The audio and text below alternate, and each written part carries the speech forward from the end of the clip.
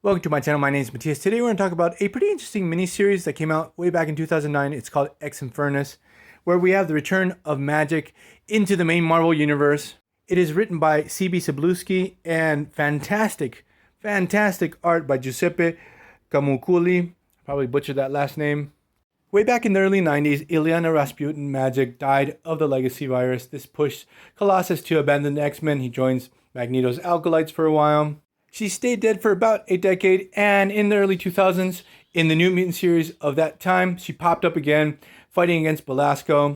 She also popped up during the House of M crossover, and then we had a other version of Magik that was on the Exiles for a brief time.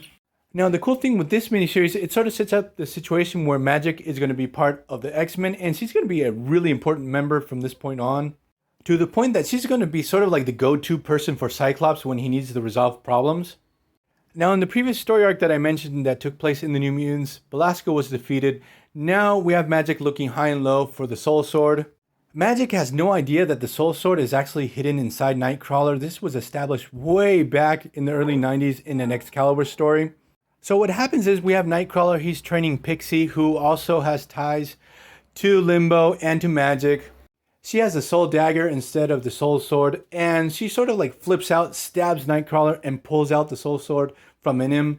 When this happens, Magik immediately senses the presence of the soul sword on Earth. She teleports there. She has a brief little battle against the X-Men, gets her hands on the sword. She's actually able to cure her demon child persona and become more normal. Like, poor Magik is a pretty broken person. She's gone through a lot of stuff. So even though she cures her curse of the demon child, she's not okay. So what happens is Magik discovers that Belasco's daughter, Witchfire, who was actually on Alpha Flight back in the day, has taken over Limbo. So obviously we have this all-out war between Illyana and Witchfire, where obviously the X-Men actually end up joining in and helping Magik.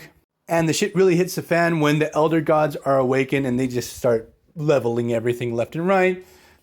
So I'm not going to spoil everything to the story, but it's a lot of fun. It's short and sweet. Again, the art is really fantastic. So I hope you guys like this video. See you guys next time. Bye.